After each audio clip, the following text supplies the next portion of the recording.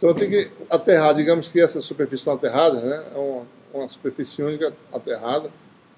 Eu tenho que aterrar agora o potencial nessas duas superfícies, né? Porque a solução original só aterra nessa, né? Nessa aqui ela não aterra, certo?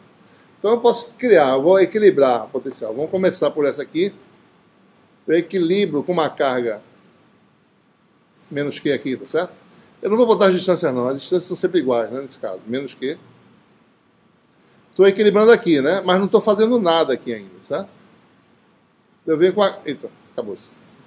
Eu venho aqui fora, vamos botar aqui fora mesmo. Uma carga aqui fora, vou botar um preto. Uma carga aqui, certo? Menos Q, né? Eu equilibro esse potencial, certo? Só que essa equilibra essa, né?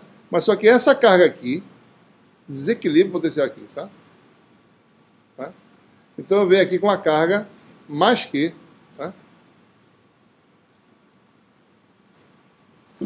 Para poder equilibrar esse potencial aqui. Observe que com esses três cargas eu consegui equilibrar o sistema. Se isso aqui for D1, isso aqui for D2,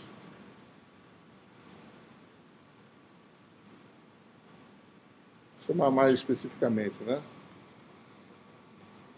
Altura H e largura W, né? Então aqui eu tenho uma carga a uma altura H, certo? É uma distância W.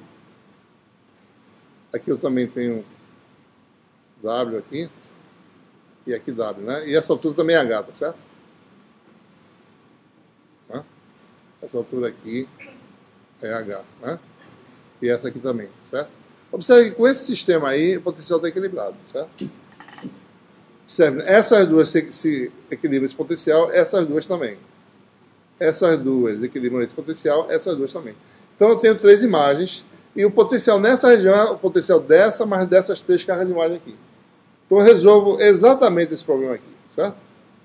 Eu resolvo exatamente esse problema, e qualquer problema, qualquer que seja a distribuição, eu vou ter três... Se eu tenho uma carga espacial aqui, eu vou ter cargas espaciais de imagem, certo? Que são reflexos, né? Construídos de forma adequada, certo? Mas eu resolveria qualquer problema de cossino de Poisson, mesmo no Aquino, certo? Observe que se eu variar esse ângulo aqui, o número de imagens começa a aumentar, certo? Vou mostrar um caso extremo aqui, certo? Suponha que eu tenha...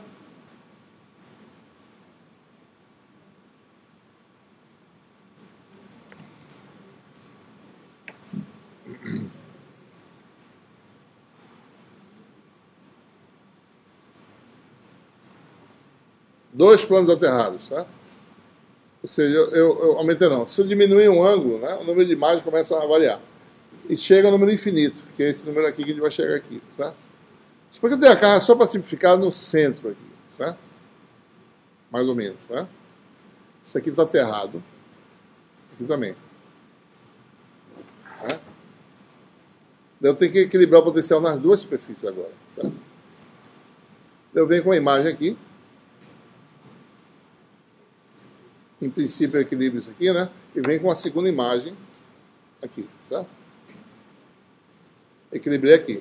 Só que agora o potencial aqui vai ser, o potencial dos três, vai dar zero devido a essas duas, mas vai dar a contribuição desse nessa superfície que dá não nulo. Se a distância é D, a distância dessa imagem aqui dá 3D, né? Certo? Então eu tenho que botar a imagem lá, a distância 3D para cima. Mais ou menos aqui. Né? Uma imagem dessa carga aqui, ó.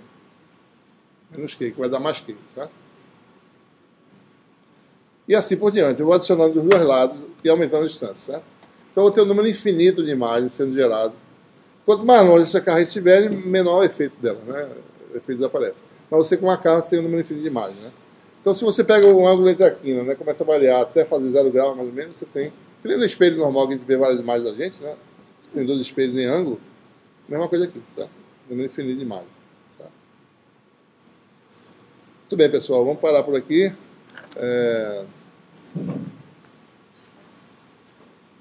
Terminando o capítulo 3, né?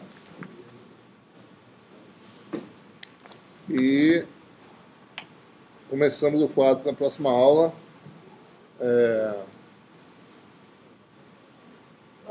Eu acho que a prova vai até hoje, né? Eu não estou lembrado, nem que ver direito.